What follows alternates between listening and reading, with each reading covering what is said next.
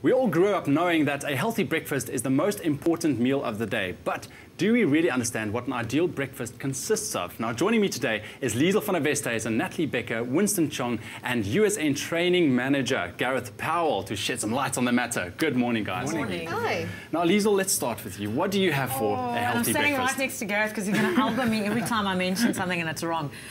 Crazy day during Expresso every morning. I'll either have a rusk or I'll have whole grain sugar-free cereal. It's not chocolate cereal. And if I have time after the show, I'll normally have poached eggs on toast, no butter, and it's normally rye or whole wheat. But I don't know if I'm scoring any points there. No, so let's see. But you consider that healthy, so Gareth, what do you say? No, I tend to agree with Liesl. What's great about her diet is she does get some variety in.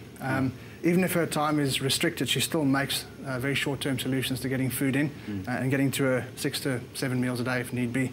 But in terms of the whole wheat, sugar-free breakfast cereal, it's a great option, Liesl. It's a great option. Don't add sugar to it, please, and then low-fat milk. Right. It's a great start. How does that kind of breakfast fit in with her training schedule, say for the Ironman? Well, I think it would ideally suit her. It's quite a carbohydrate-rich breakfast, and she requires those extra calories for the training to make sure she does recover and perform correctly. So it's a great solution if it's an early morning. All right. Natalie, tell us about your breakfast. What are you having? What I like to have is a combination of cooked oats, cooked raw oats, yogurt, a grated apple with a little bit of honey. It's functional and nutritional, I think. Gareth's going to tell me. And it's also quite delicious. And I have a sprinkling of almonds on top of it normally. Again, it's a fantastic breakfast. The only thing I would have a look at is perhaps the fruit yogurt. I would drop that for a plain. Yeah. I tend to go for a plain. The fruit yogurts tend to have a bit more sugar added, and you really want to avoid that. You're having raw cooked oats, which is again good, obviously in water, not in milk. You're getting your natural sugars here from your honey, and then some really great protein sources from your almonds. What you can do, if you require extra protein in your diet, is to add something like this to your oats and have a flavoured oats as a variety. But all in all, very, very good diet. Good start to the day. Yeah. Thank you. Yeah. Well done, guys. All right, 2 down. Winston. Well, my breakfast varies. You know, it depends on if I'm active or not active. But I am active every day. But it depends if I'm in training in the morning or not. So I try to keep it very simple because I get to gym about 6 o'clock in the morning. So I usually wake up just before time. So I don't have time to make food. So if I'm going to train just in a short period of time when I get to the gym, try maybe 1 rye bread or maybe 2 eggs. I'll try to maintain protein every morning. If I don't have protein with eggs, I'll probably add, salmon or maybe in a protein shake if I don't. So I need to maintain that intake of protein every day. So Gareth, what do you say? Yeah, I think he's got a very good solution there, and it's true what he says. We tend to be very carbohydrate dependent in the mornings, and we tend to lose focus on the proteins because they are generally harder to prepare. So this is it's a great solution to a meal if you have got time to prepare it. And there are other options available, but you're getting some quality protein in the eggs, whole wheat toast, again, very, very good. I do maintain some oats when I do more endurance training. Okay. So sustain your energy. I think what's great about the spread here is that there's a solution for everybody in here, and you can really pick and choose some core elements out of every meal and come up with a much better end product. All right, fantastic. Okay. Which should be what and so on?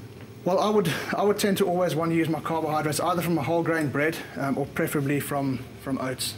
And then you can really select your proteins. You can go egg, you can go for some salmon or even some cottage cheese if you wanted to. But then going back, you've got some short-term or very, very quick solutions like the protein powders, protein supplements. But again, make sure that they are protein and not meal replacement powders. Right, so actual proteins. Yes. Right, now I think I've got the most simple breakfast out of all of you. Yeah. I've got muesli and yogurt because reason why I chose muesli and yogurt is because I get up very early in the morning, as do Liesl, I know, but I'm hungry when I get up at 3 o'clock in the morning. So I don't want to make myself a big meal or anything like that. So I go for a simple, quick option like muesli and yogurt, and then later on in the morning, let's say around 8 o'clock or so, I would have a protein shake. Yeah. So am I doing something right? You are doing something right, but you're also doing a lot wrong. We discussed it a lot earlier in the day in that you're missing vital meal times during the day. So you're having a 10-hour starvation period between your last meal of the day and breakfast. So you'll tend to go for very carbohydrate-rich sources because you feel like you're starving in the morning. I'm not a fan of muesli, mainly because in the majority of varieties it's fried in oil to keep its shelf life. So I would always go back for your toast, your whole wheat toast or your oats. Yogurt's a good choice. Again, I would opt for the plain yogurt, and then obviously low-fat options as well.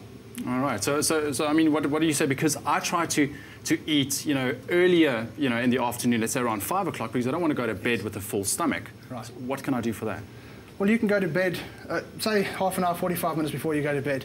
You're going to require some form of calories in your diet. That's going to keep you full during your sleep cycle. It's going to make sure that you recover from your exercise, and make sure that when you wake up in the morning, you're not starving.